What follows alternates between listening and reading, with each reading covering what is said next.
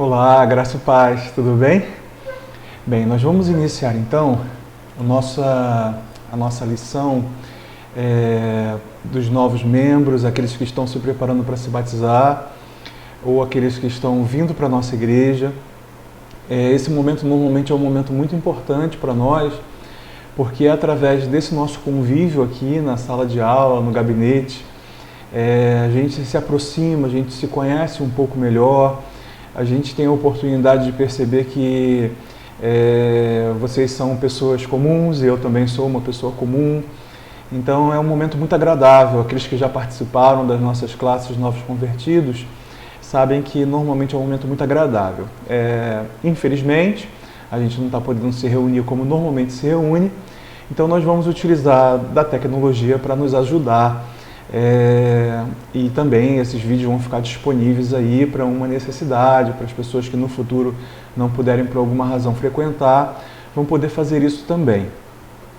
A gente aprende mais do que doutrina, a gente aprende relacionamento, a gente vai aprender da Palavra de Deus, a gente tem uma lição específica da Palavra de Deus, e vocês vão perceber que em todas as lições a gente vai utilizar a Palavra de Deus como referência para nós. Então a nossa primeira lição, eu costumo dizer que é a lição mais importante de todas, porque ela vai falar do nosso encontro com Cristo.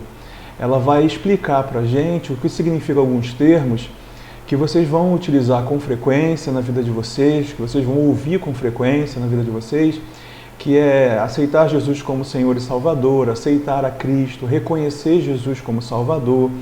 Vocês vão entender aí um princípio fundamental da nossa fé, que é a questão da salvação. Então, por isso eu queria que você prestasse bastante atenção nessa aula, porque ela eu costumo dizer, a mais importante de todas. Claro que os outros assuntos são muito importantes, mas sem esse, você nem começou ainda a caminhada. Então, você precisa passar por esse primeiro passo para avançar para os demais, tá bom? Vamos juntos, então, estudar a Palavra de Deus. Eu trouxe alguns slides para facilitar aí o nosso entendimento.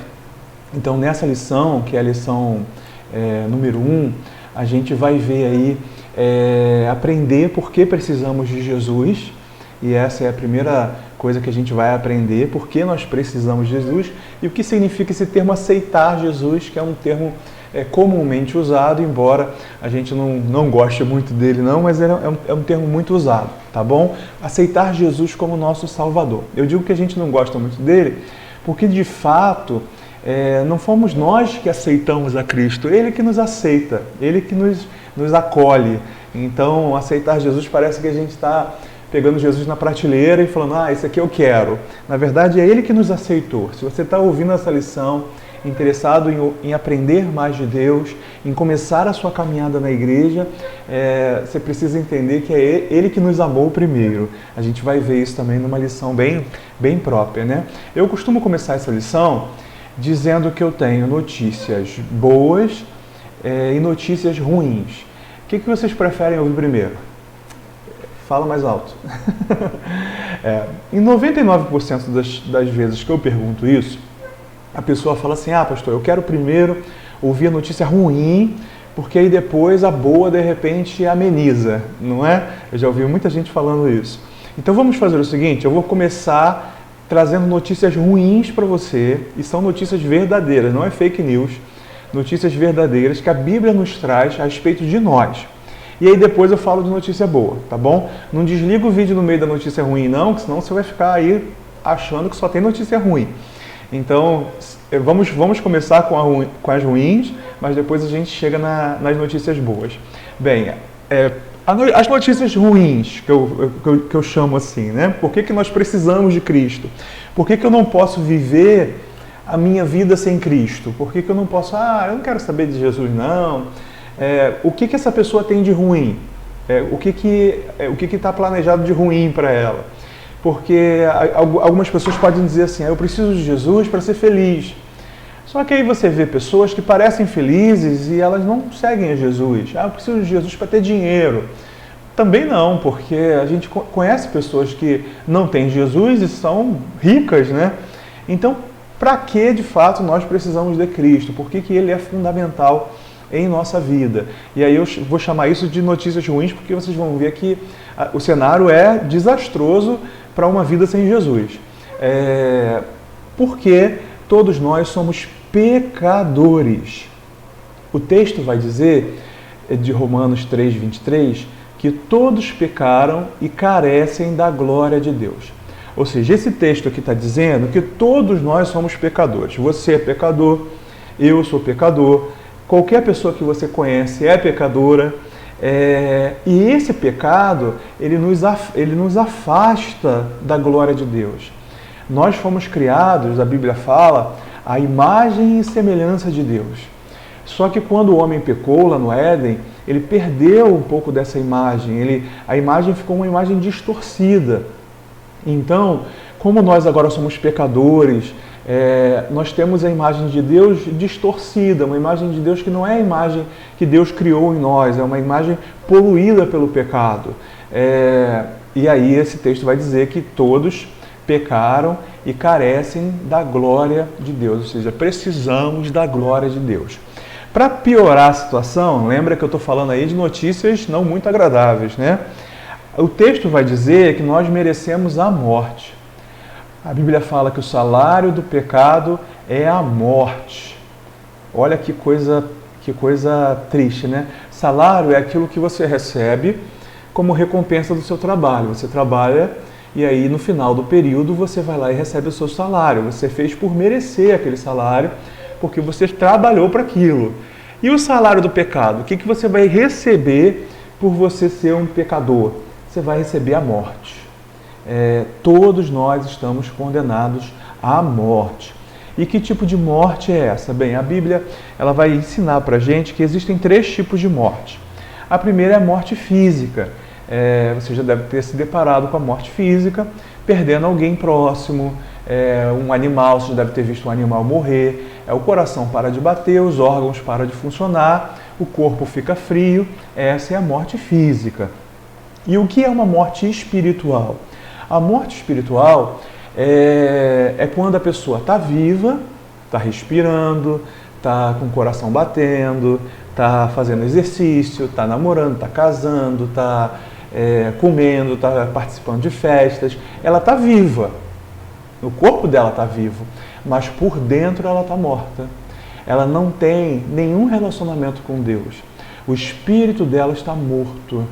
Isso é chamado de morte espiritual, quando alguém não consegue mais, ou nunca conseguiu ter um relacionamento com Deus.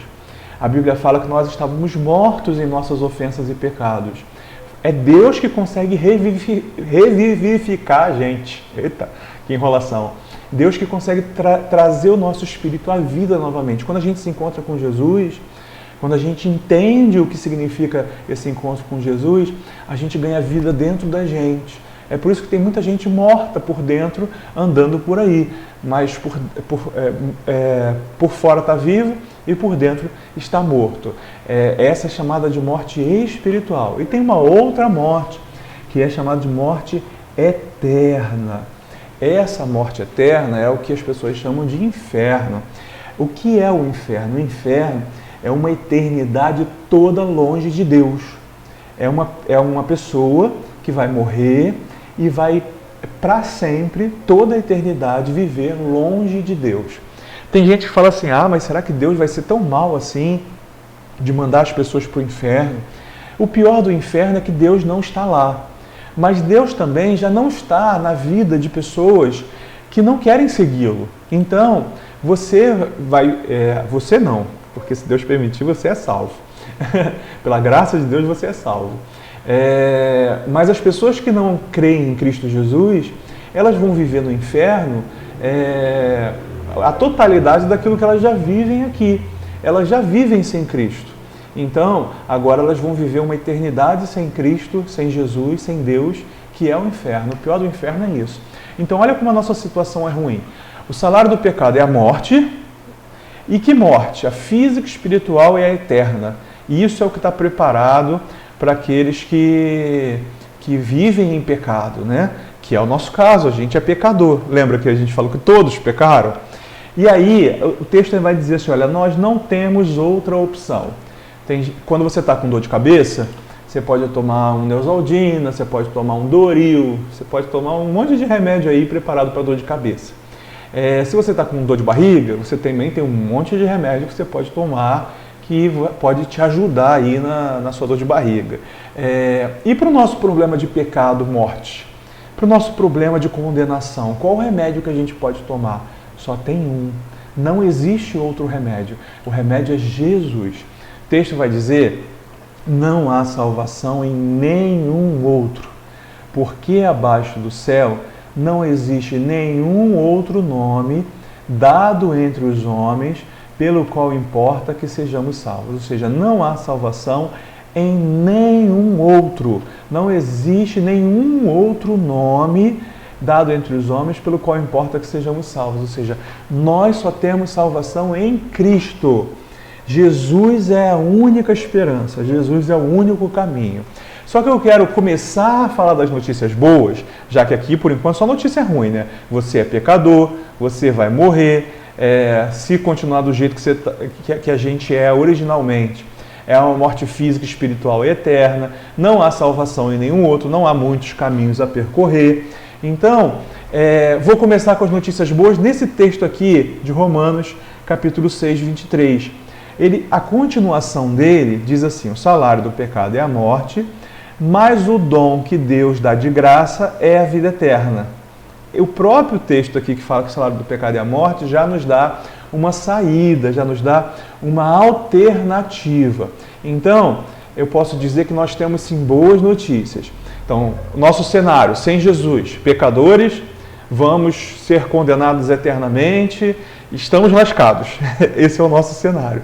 E agora vamos ver quais são as boas notícias que Deus tem para nós. Eu vou resumir em um versículo, que ele é chamado de o versículo áureo da Bíblia, que é um versículo que traz um resumo muito bom de toda a Bíblia e daquilo que a gente precisa para ser salvo, que é o texto de Romanos 3,16.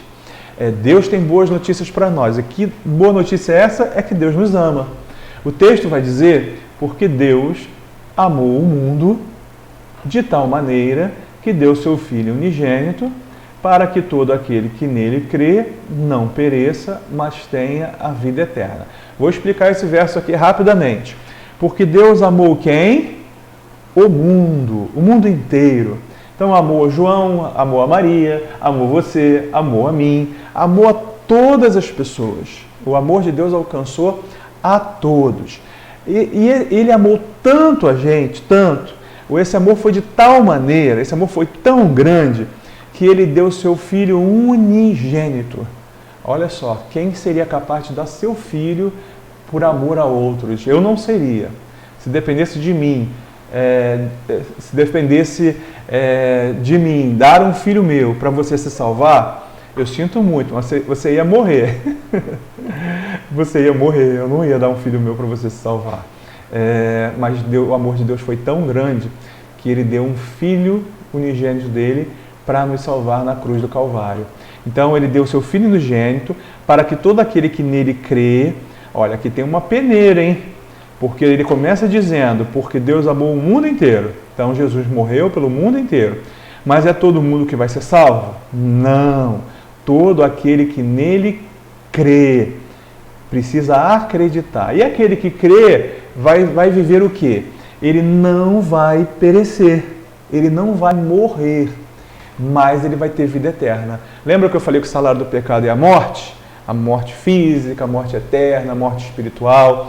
E quem crê em Cristo não viverá a segunda e a terceira morte. Vai viver a morte física, mas não vai viver aqui nessa terra numa morte espiritual.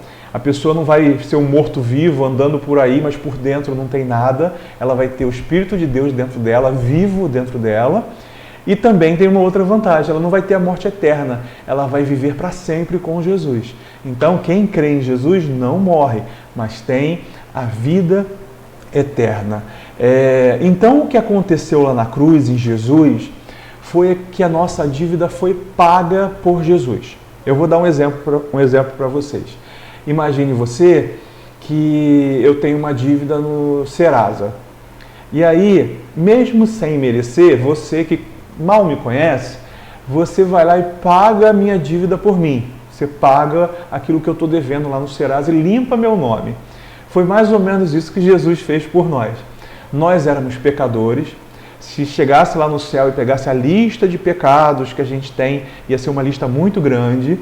E por causa desses nossos pecados, nós seríamos condenados. Nós estávamos lá, já estávamos julgados como condenados. A nossa sentença era a condenação.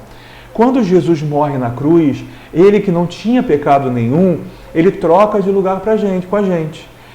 Ele fala assim: Samuel, você que é cheio de pecado, eu não tenho pecado, eu vou morrer pelo seu pecado. E só Jesus poderia fazer isso, porque Jesus não tinha pecado. Eu não posso morrer pelo seu pecado, porque eu tenho os meus. Se eu tivesse que morrer pelo pecado de alguém, teria que ser pelos meus próprios pecados. Então eu não tenho moral para morrer pelos seus pecados se eu também já tenho os meus. Então Jesus era o único que podia morrer pelos pecados de todos, porque ele não tinha pecado. E aí ele morre na cruz em nosso lugar, comprando assim para a gente, com um preço caro, que foi a cruz, comprando para a gente a salvação. Então nossa dívida foi paga por Jesus na cruz. O texto de 2 Coríntios 5:21 vai dizer: aquele que não conheceu o pecado, o fez pecado por nós, para que nele fôssemos feitos justiça de Deus. Olha que legal, aquele que não tinha pecado, ele se fez pecado, ele se condenou como se tivesse pecado, para que a justiça de Deus fosse cumprida, para que Deus tivesse aí a sua justiça feita, né? Alguém precisava morrer por causa do pecado, porque o salário do pecado é a morte. E quem vai morrer? Jesus levanta a mão e diz: eu vou morrer. Eu vou morrer pelo pecado do Márcio, do Marcelo, do João, do Samuel, de todos nós. Então, outro texto que fala sobre essa dívida que Jesus pagou, olha: levando ele mesmo em seu corpo os nossos pecados sobre o madeiro, para que, mortos para os pecados, pudéssemos viver para a justiça. Espera um pouquinho que tem uma ambulância passando aqui agora. Levando ele mesmo em seu corpo os nossos pecados sobre o madeiro, para que, mortos para os pecados, pudéssemos viver para a justiça, e pelas suas feridas fostes sarados. Olha só, ele mesmo levou na cruz, no corpo dele, os nossos pecados, para que, mortos para o pecado, pudéssemos viver para a justiça. Nós fomos sarados, perdoados pelas feridas dele. Louvado seja o nome de Deus, que a morte de Jesus foi o que nos salvou. E aí, eu quero apresentar para vocês, ainda dentro desse assunto da salvação, uma palavrinha assim que é muito importante a gente entender. É uma palavrinha, não posso dizer uma palavra mágica, mas é uma palavra linda. A palavra que eu estou querendo ensinar para vocês agora é graça. Então nós somos salvos pela graça. Se você chega num restaurante e fala assim: eu quero uma Coca-Cola, e a pessoa te dá a Coca-Cola e você pergunta assim: quanto é? E a pessoa fala que é de graça, quanto que você tem que pagar por ela? Nada, né? Você ganhou a Coca-Cola, o cara falou que é de graça. Quando a gente fala graça num conceito bíblico, a gente está falando também de alguma coisa que nos foi dada sem a gente merecer. Foi um presente que Deus deu para nós. A nossa salvação é pela graça. O texto vai dizer assim, olha, somos salvos pela graça. Porque pela graça vocês são salvos, por meio da fé. E isto não vem de vós, é presente de Deus, é dom de Deus, não vem das obras, para que ninguém se glorie. Efésios 2, 8 e 9. Esse texto está dizendo assim, olha, vocês não são salvos porque vocês são bonzinhos. Vocês não são salvos porque vocês são bonitinhos. Vocês não são salvos porque vocês fazem coisas boas, porque você faz caridade. Esse texto está dizendo que nós não somos salvos por causa disso. Esse texto está dizendo assim, olha, vocês são salvos por meio da fé. Isso não vem de vocês, é presente de Deus. A nossa salvação é um presente que Deus deu para nós. Nós só precisamos crer por meio da fé. Então, se a gente tem fé, a gente pode acreditar que a gente ganhou esse presente aí, que é a graça de Cristo. Então, nessa continha aqui, bem fácil de entender, graça significa favor imerecido, que é presente que Deus nos dá mesmo sem merecimento. Ou seja, nossa salvação é pela graça.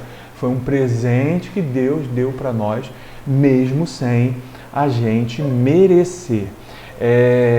Aliás, quando a gente aceita Cristo, existem dois presentes aí que eu costumo dizer que a gente ganha e ninguém consegue tirar da minha cabeça que a gente ganha e que são muito especiais, esses presentes, tá bom? Eu quero dizer que se você já tem fé em Cristo, se você acredita que Jesus morreu na cruz pelos seus pecados, você também já ganhou esses dois presentes. Querem falar sobre eles? Vamos lá.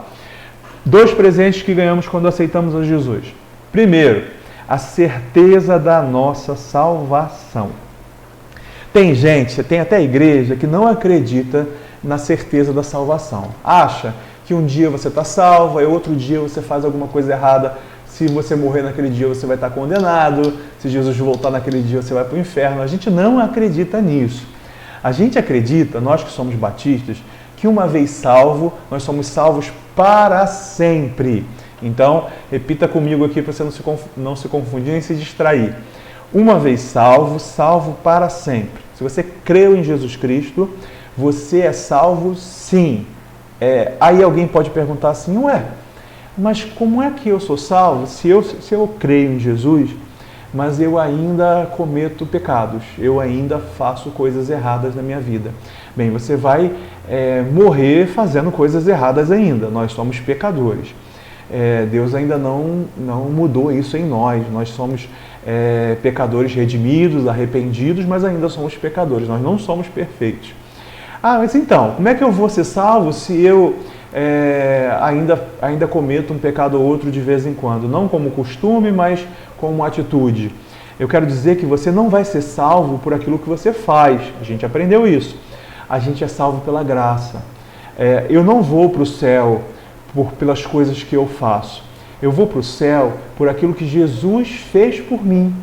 Então, Jesus que comprou, Jesus que me deu. Então, não tem quem possa dizer o contrário, tá bom? Nós somos salvos sim. Então, se alguém falar para você acha que você vai para o céu, mesmo você ainda cometendo pecados, você pode dizer sim, porque eu não vou para o céu pelo que eu faço, eu vou para o céu pelo que Jesus fez por mim. Aí alguém pode dizer assim, mas pastor, então eu posso viver do jeito que eu quiser, eu posso aceitar Cristo no meu coração e viver uma vida louca, desregrada, cheia de coisas erradas. Não, porque quando a gente tem um encontro com Cristo, isso transforma a nossa vida. Você não consegue viver como antes. Se você falar que aceitou a Cristo, se você disser que aceitou a Cristo e continuar vivendo uma vida igual à vida que você tinha antigamente, é porque, na verdade, você não teve um encontro com Cristo de verdade. Você não se converteu. Você só se convenceu, mas não se converteu. E o salvo é aquele que é convertido. Conversão significa mudar de direção. Quando um carro está andando numa pista e diz assim, olha, é obrigatório converter à direita. Ou seja, ele tem que mudar de direção. Nós, quando a gente se converte, a gente muda de direção. A nossa vida ela é transformada por Cristo. Se você falar que aceitou a Cristo e continuar vivendo a vida antiga, é porque você nunca aceitou a Cristo. Você só se convenceu de que Ele é bom, mas não abraçou Ele como Senhor da sua vida ainda. Então, nós podemos sim ter a certeza da nossa salvação, porque foi Jesus que conquistou essa certeza para a gente. Vamos ver o texto? João capítulo 10, verso 27 e 29 diz assim: As minhas ovelhas ouvem a minha voz, e eu as conheço, e eu conheço-as, e elas me seguem, e dou-lhes a vida eterna. Jesus está falando, né? Eu dou a elas a vida eterna, e nunca hão de perecer, ou seja, não vão morrer, e ninguém pode tirar ela da minha mão. Ou seja, Ele tá com a gente na mão dele, Ele nos dá a vida eterna e ninguém, nem eu, nem ninguém, pode tirar a minha vida da mão de Jesus e a sua vida também da mão de Jesus. Meu Pai que me deu é maior do que todos e ninguém pode tirá-las da mão de meu Pai. Ou seja, uma vez salvo, estamos nas mãos de Deus e ninguém tira a gente de lá. Outro presente que a gente ganha, o Espírito Santo. O Espírito Santo é a presença de Deus dentro de nós. O que isso quer dizer? Quando você reconhece Jesus como seu Senhor e como seu Salvador, o próprio Deus passa a morar dentro de você. O texto vai dizer assim: depois que ouvistes a palavra da verdade, o evangelho da vossa salvação, e tendo nele também crido, fostes selados com o Espírito Santo da promessa.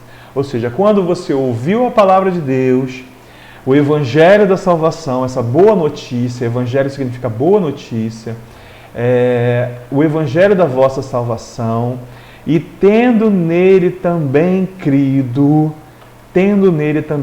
nessas boas novas de salvação, se você creu em Cristo, você foi selado com o Espírito Santo da promessa. Isso quer dizer o quê?